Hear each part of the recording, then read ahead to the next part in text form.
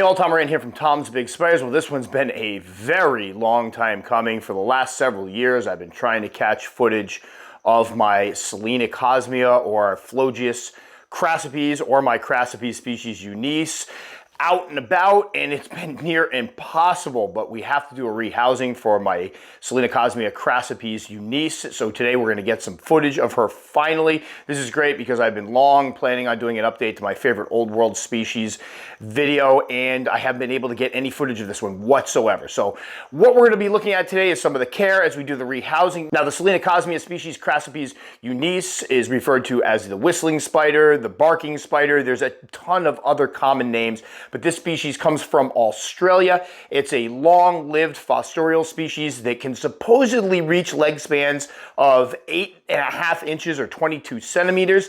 And in the wild, they produce very deep burrows, so this is a true fossorial species. I can tell you I've raised several of them, and I rarely catch them out and about. The only time I've gotten really good footage of them is my mature males that will eventually come out and try to look for a lady, so they're a lot more visible. So enough of me talking, let's take a look at Selenocosmia crassipes species Eunice, or the barking or whistling spider. All right, so we're about to rehouse. My Phlogius is actually not the correct name, but a lot of people still use it. Selenocosmia crassipes species Eunice. If anybody knows my history with the P or S crassipes, absolutely love these spiders. They're from Australia, one of my favorites, but I can't get any footage of any of them. I've had a video, an updated video of my top favorite old worlds that I keep that I've been wanting to make for so long now, about 2 years, and I've gotten no substantial footage of any of them. Right now I have a female P or S crassipes, an adult that I can't catch out, so we're gonna try to catch this one out here. So know that this footage will probably reappear a little ways down the line this summer. I'll hopefully be able to finish that video finally and show off this girl. But anyway, we picked this one up back in mid-2020 or so, and originally I had her in a dram vial. She outgrew that one rather quickly. Then we put her into this 20-ounce deli cup in June of last year, and I'm not sure, I'm kind of seeing her now. She doesn't look quite as big as I thought she was.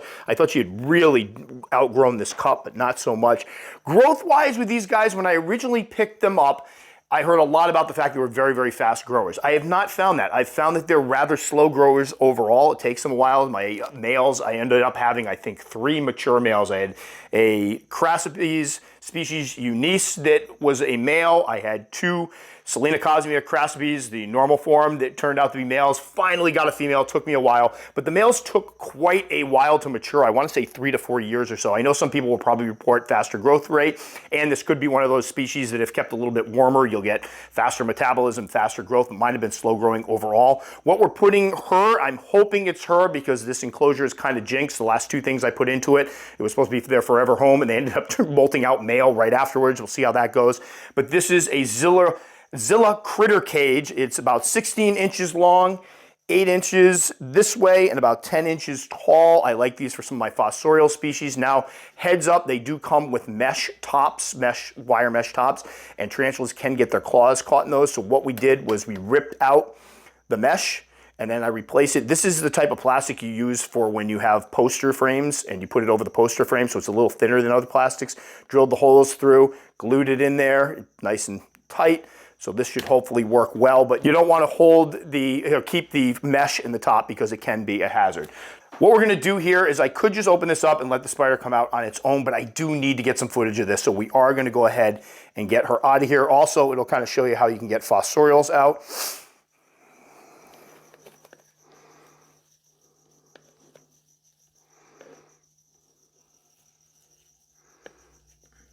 This is the part where I go quiet. It's the only time Tom shuts up. There's the old cork bark. All right, so I'm gonna just hold it there for a second, so hopefully Billy can zoom in a little bit. This may be the only footage I ever get. All right, she's good size. She's probably about 3 inches or so. Now a heads up, a lot of people don't like to keep these guys because the venom is not only potent toward humans, but very potent towards dogs. As a matter of fact, I believe it's 100% fatal to dogs. Now, my theory is you don't want, your spiders shouldn't be getting out, but I've had people say they refuse to keep them because they have dogs and they don't want to take the chance. Completely understand. Now, why would these guys develop venom that is particularly deadly to canines? I'm guessing because it's the fact that they have dingoes, and that could be a natural predator. They're caught out and about, and the dingoes go to eat them. I'm going to get the lid ready just in case here. But Billy's getting some great shots. Let me just shut up for a minute so you can get some shots of it. All right, now where am I leaving off?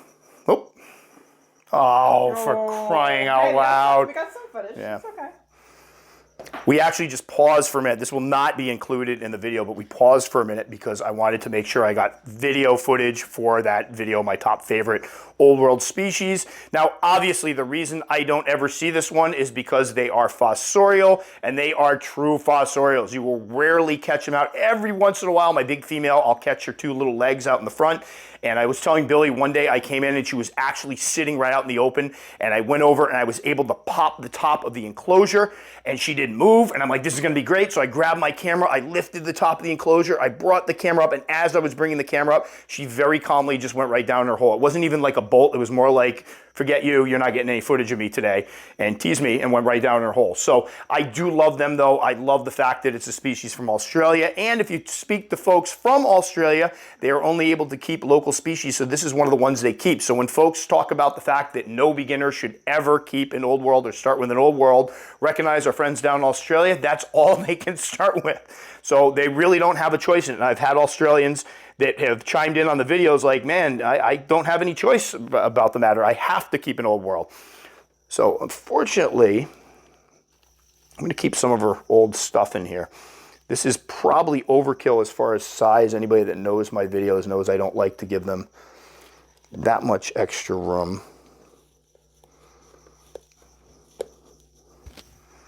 Yeah, you want to get out of there. There we go. And, oh, right inside.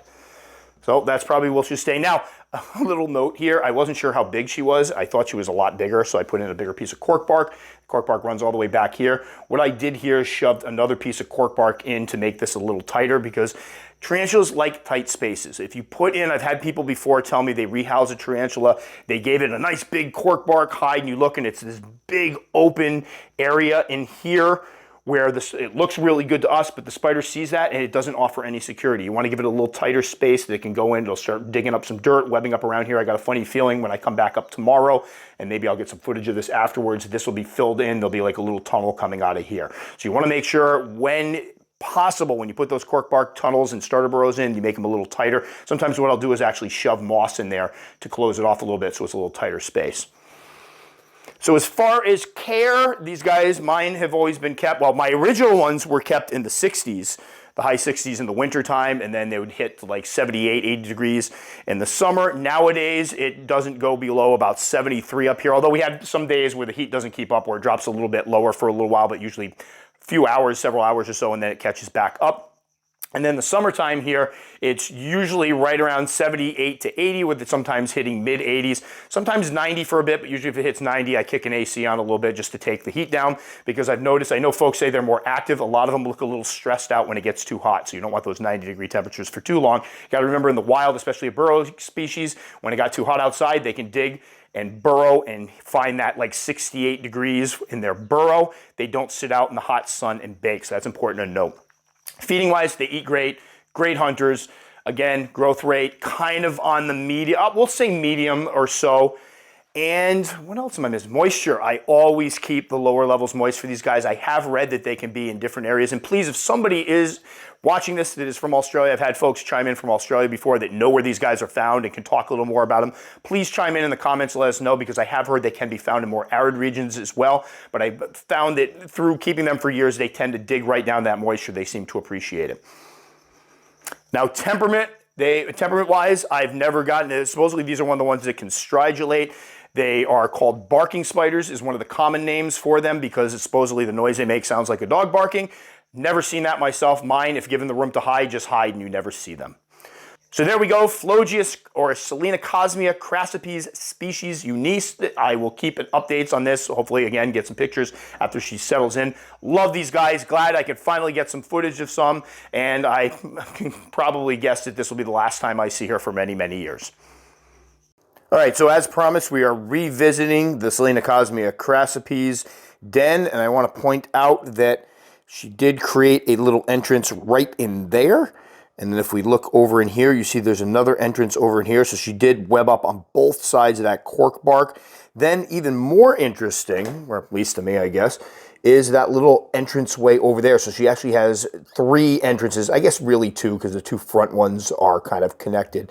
But she's gone ahead and done quite a bit of burrowing. You can see some of the soil pushed up around here where she's gone ahead and dug underneath. So the good news is, honestly, I thought she was a little bit bigger when I put her into this. I normally would put them in a juvenile enclosure at that point, but I don't think this is going to do any harm whatsoever. This will allow her to construct a rather ornate series of burrows, more like what they would do in the wild. So the update on the S or P, if people prefer, crassipes, doing great, definitely doing some burrowing, and I've dropped some crickets in here. They're gone, so she's eating.